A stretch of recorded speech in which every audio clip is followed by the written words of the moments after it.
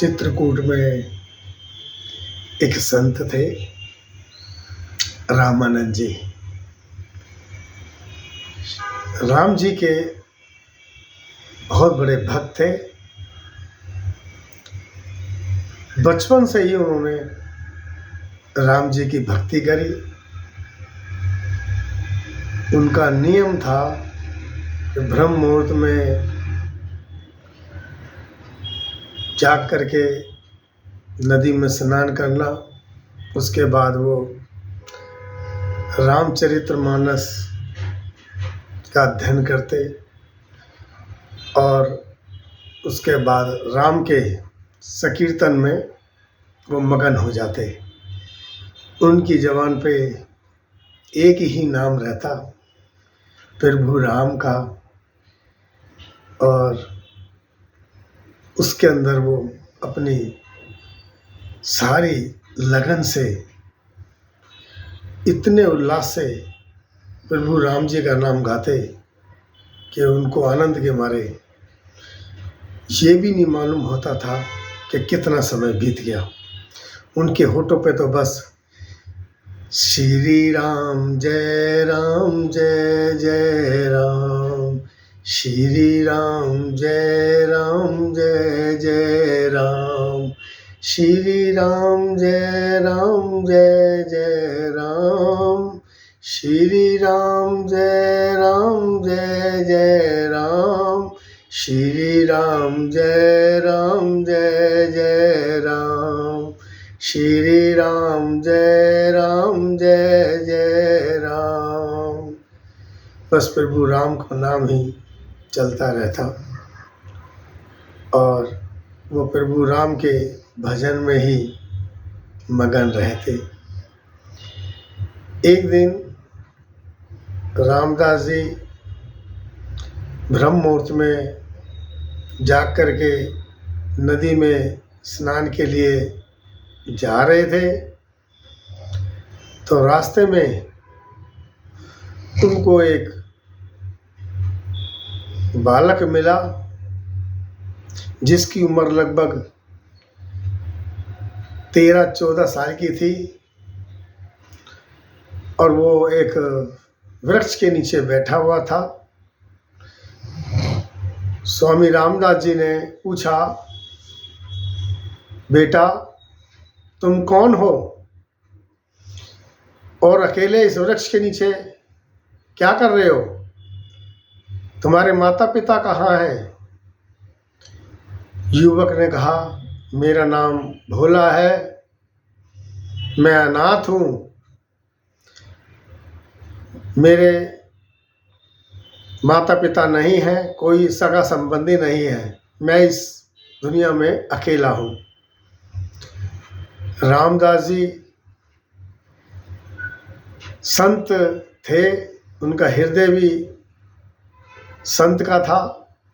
उन्होंने कहा कि पास ही मेरा आश्रम है, मैं वहाँ पे अकेला रहता हूँ, साथ में मेरे राम जी का मंदिर है, सुबह शाम मैं उनकी वहाँ भक्ति करता हूँ, तो तू भी मेरे साथ मेरे आश्रम में रह ले, मुझे अच्छा लगेगा।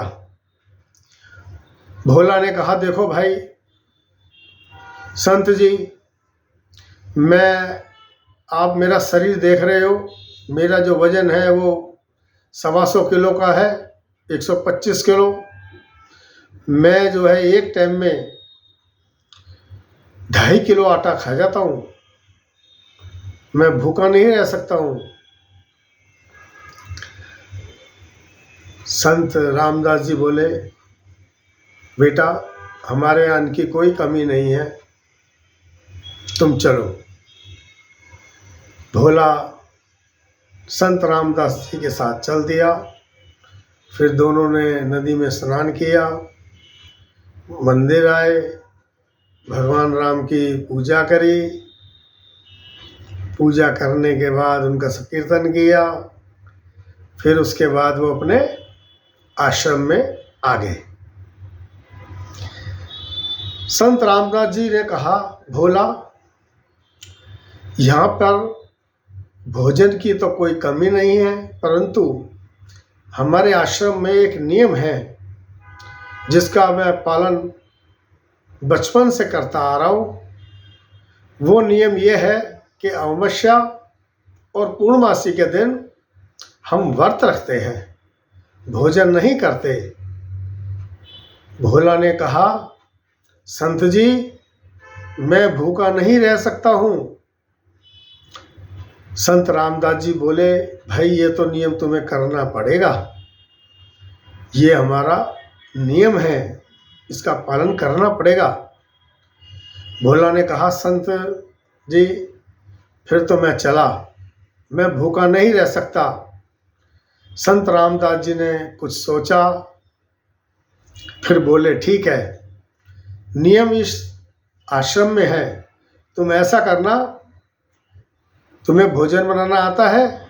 भोला ने कहा, हाँ आता है। बोले, ठीक है, जब पूर्णमासी हो और अमावस्या हो तो तुम यहाँ से सब्जी और आटा ले जाना और पास ही जो जंगल है वहाँ बना के आप खा लेना। भोला बोला, हाँ ये ठीक रहेगा। पूर्णमासी आई, भोला ने अपना 2.5 किलो आटा लिया, सब्जी ली,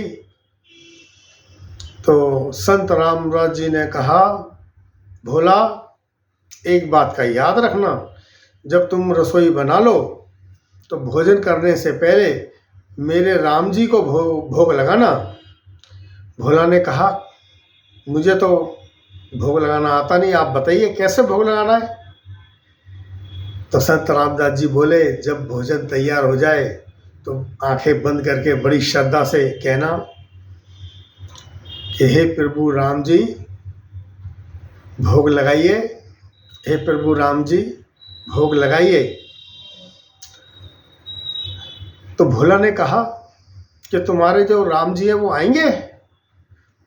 संत रामदास जी बोले, भाई वो आएंगे नहीं, लेकिन तुम भावना से भोग लगाना, कल्पना से भोग लगाना कि वो तुम्हारे सामने ही है। भोला ने कहा, ठीक है। भोला चल दिया अपना सामान लेके। पास ही जंगल था। जब वो जंगल में पहुंचा तो उसने अपनी रसोई तैयार करी, अपना भोजन बनाया। भोजन बनाने के बाद उसने बड़ी श्रद्धा से आंखें बंद करी और कहा कि हे मेरे गुरु जी के राम जी, भगवान राम जी, भोजन तैयार है, आप आइए। हे प्रभु राम जी भोजन तैयार है, आप भोग लगाइए। उधर राम जी आने के लिए खड़े हुए तो सीता जी ने कहा, प्रभु कहाँ चल दिए? बोले, मेरा एक भक्त मुझे भोजन के लिए पुकार रहा है, मुझे जाना होगा। और प्रभु राम जी आ जाते हैं भोला के पास जंगल में। भोला ने जब आंखें खोली तो देखा सामने प्रभु राम बैठे हैं। अब भोला का दिमाग बड़ा चकराया। भोला उसने सोचा कि गुरुजी ने तो ये कहा था कि वो सिर्फ भावना से उनको याद करना है, कल्पना से भोग लगाना है, ये तो साक्षात ही आ गए। उसके बाद में जो भोजन तैयार था वो प्रभु राम जी ने सारा भोजन पा लिया और भोला के लिए कुछ बचा नहीं। भोला जो है बड़े बेमन से वहाँ से अपना बर्तन वगैरह लेके आश्रम में आता है। संत रामदास जी कहते हैं, भोला भोजन कर लिया? भोला ने कहा, मैंने भोजन कर लिया, ठेंगा भोजन कर लिया। मैं तो भूख से मर गया। संत रामदास जी ने कहा, क्यों, ऐसा क्या हुआ?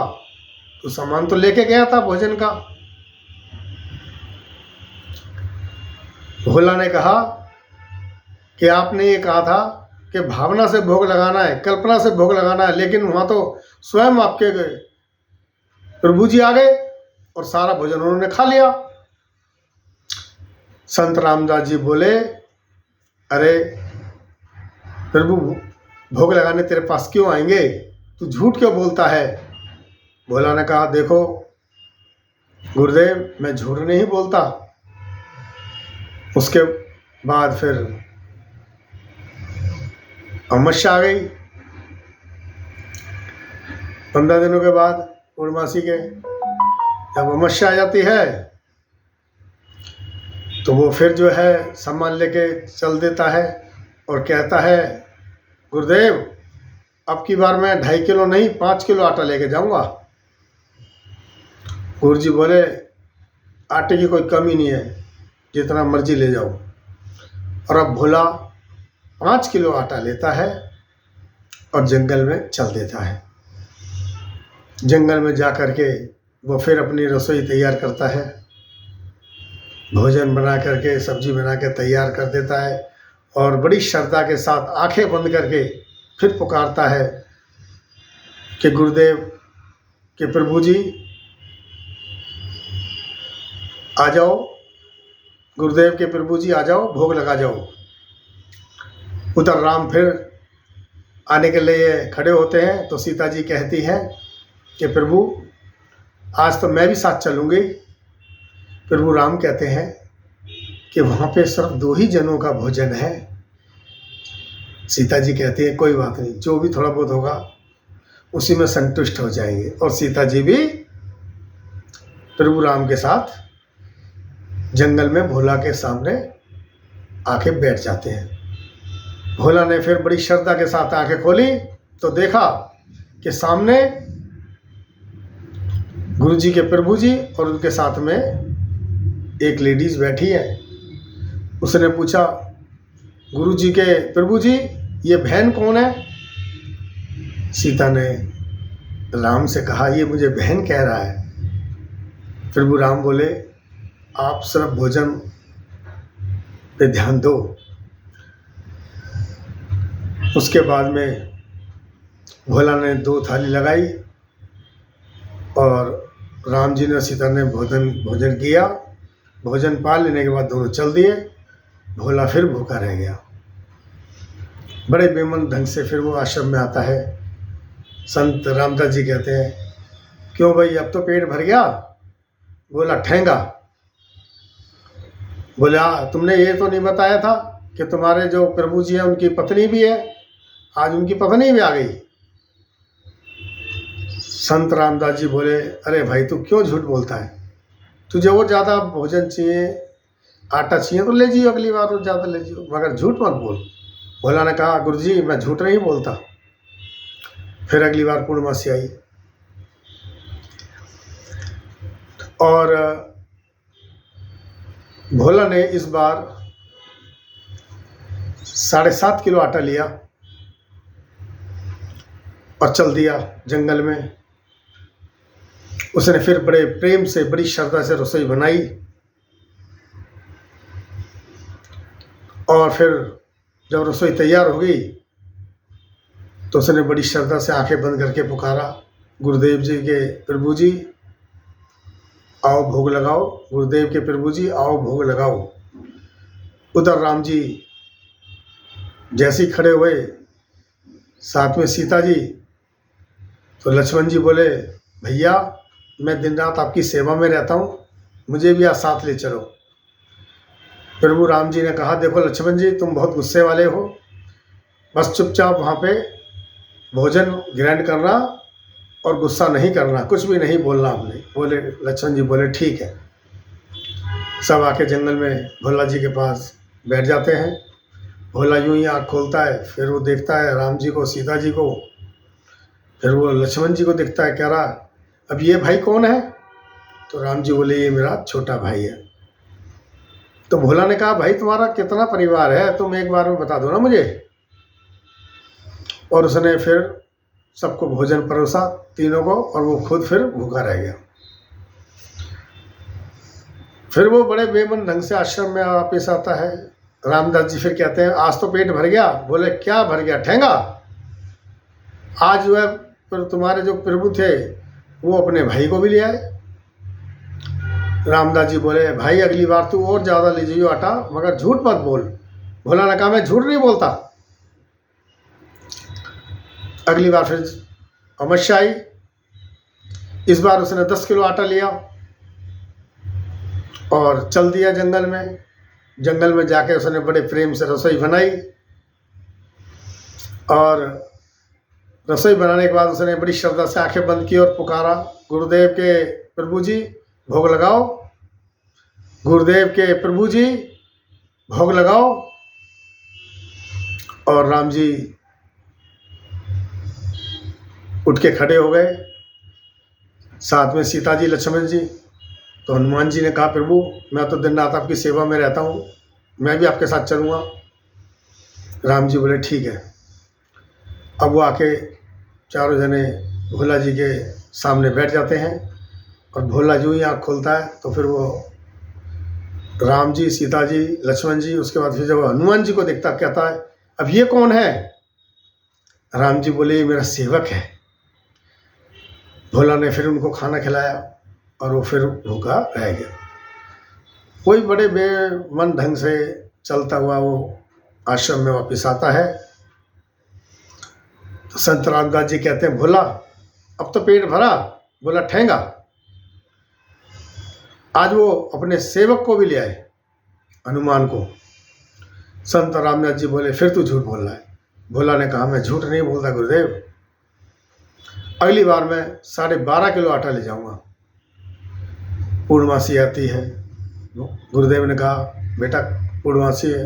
भोला ने कहा हाँ मैं सामान ले रहा हूँ। और उसने 12.5 किलो आटा लिया, सामान लिया सब्जी का, और वो चल दिया जंगल में। फिर उसने रसोई बनाई बड़ी श्रद्धा के साथ, और वही आंखें बंद की और पुकारा गुरु जी के प्रभु जी भोग लगाओ, गुरु जी के प्रभु जी भोग लगाओ। और राम जी, सीता जी, लक्ष्मण जी, हनुमान जी आ जाते हैं, वहीं जंगल में बैठ जाते हैं भोला के सामने। और भोला जब आंखें खोलता है तो देखता है तो कहता है कि आज मैंने भोजन नहीं बनाया। तो राम जी चौंक जाते हैं, फिर तुमने हमें भोग के लिए क्यों बुलाया। बोले आज मैंने अपना दिमाग लड़ाया है, आज भोजन तुम सब तैयार करोगे, आज आपकी पत्नी भोजन बनाएगी, सब तैयारी करो, आज मैं आपके हाथ का पका हुआ भोजन ही खाऊंगा। बोले ठीक है। राम जी सबको आदेश दे देते हैं, उधर सीता जी भोजन बनाती हैं। जब भोजन तैयार हो जाता है तो प्रभु राम कहते हैं कि भाई अब मैं अपने प्रभु को भी याद कर लूँ। तो भोला बोला कि भाई तुम्हारे प्रभु आएंगे। बोला देखो भाई हमारा भी नियम है, हम भी उनको बिना भोग लगाए नहीं भोजन कर सकते। जब भोजन हमने बनाया तो अब उन्होंने प्रभु को हे जगत के स्वामी, हे भगवान शिव आइए और भोग लगाइए। उधर भगवान शिव बोले पार्वती से कि आज प्रभु राम जी ने भंडारा किया है, मुझे जाना होगा। तो पार्वती बोली जब प्रभु राम ने भंडारा किया है तो तैयारी तो बहुत ज़ोर शोर से की होगी, हम भी सब साथ चलते हैं। भगवान शिव बोले सभी भक्तजनों को ले लो साथ, गणों को ले लो, भूत प्रेत सबको ले लो। और सब जंगल में वहीं इकट्ठा होकर आते हैं। अब भोला सबको हैरानी से देख रहा है कि ये क्या है। तो सीता जी ने सभी को भोजन परोसा और भोला की थाली में एक छोटी सी इलायची दे दी। भोला ने कहा प्रभु जी हे गुरुदेव के प्रभु जी, आपने सबको थाली भर के भोजन दिया, मुझे सिर्फ एक इलायची दी है। तो राम जी ने कहा, भोला तू पूर्णमासी अमावस्या व्रत करता आ रहा है, आज भी व्रत कर ले, कोई बात नहीं, व्रत मत तोड़, ये इलायची ऐसे मुंह में तो रख, खा के तो देख। भोला ने उनकी बात मानी और मुंह में इलायची रखी, और उसको जैसे ही उसने भोला ने खाया, उसकी एकदम चेतना जागी, उसके अंदर एक दिव्य शक्ति ने जन्म लिया और उसने सबको पहचान लिया। और वो प्रभु राम के चरणों में गिर जाता है और रोते हुए कहता है, प्रभु मैं आपको पहचान नहीं पाया, मुझे क्षमा करें। प्रभु राम जी ने उसे उठाया, गले से लगाया, बोले आज से तुम्हारी असली ज़िंदगी शुरू होती है, चलो मेरे धाम। बोला, प्रभु जी थोड़ी देर के लिए आप रुको, मैं अभी आता हूँ, और आपको सौगंध है मेरे प्रेम की, कोई कहीं यहाँ से जाएगा नहीं, जितने लोग यहाँ हैं सब यहीं रहेंगे। भोला आश्रम में आता है। संत रामदास जी कहते हैं, क्यों भैया आज तेरा पेट भर गया? बोला, गुरुजी चलिए, यहाँ पे जो मंदिर है प्रभु राम का, कभी आपने उनको साक्षात देखा है? संत रामदास जी बोले, नहीं। तो चलिए आज आपको मैं साक्षात दिखाता हूँ। संत रामदास जी बोले, क्या मजाक कर रहा है? और बोले, मैं झूठ नहीं बोलता, चलिए मेरे साथ। रामदास जी उसके साथ चल देते हैं, और जैसे ही वो वहाँ पहुँचते हैं जंगल में, तो अपने प्रभु को देख के भगवान शिव, पार्वती, सीता, लक्ष्मण, हनुमान सबको देख के वो बड़े हैरान होते हैं, और वो अपने प्रभु राम के चरणों में गिरने से पहले वो भोला के चरणों में गिर जाते हैं कि भोला तेरी भक्ति सफल है, तेरी श्रद्धा सफल है, तेरा भोग सफल है, तेरी वजह से आज मुझे मेरे इष्ट के दर्शन हुए हैं। और उसके बाद वो प्रभु राम के, सभी के, शंकर भगवान के, सभी देवी देवताओं के चरणों को छूते हैं, उनके चरणों में ढोक लगाते हैं। और संत रामदास जी की खुशी का ठिकाना नहीं होता। प्रभु राम जी कहते हैं कि रामदास तूने सच्चे मन से मेरी सेवा की है। और भोला का भाव था, हम तो भाव के भूखे हैं, जो हमें भाव से पुकारता है हम चले आते हैं। ऐसे हैं हमारे प्रभु राम जी, जो सिर्फ श्रद्धा देखते हैं, हमारा भाव देखते हैं और कुछ नहीं देखते। हमें अपने जीवन को सफल बनाना है तो हमें राम नाम का जाप करना चाहिए, सोते बैठते प्रभु राम का स्मरण करना चाहिए। और फिर आप देखेंगे प्रभु राम की कृपा से आपके घर में सुख समृद्धि, चारों तरफ यश कीर्ति अपने आप बढ़ेगी, और आपको जीने का परम आनंद मिलेगा, क्योंकि प्रभु राम के चरणों में ही आनंद है।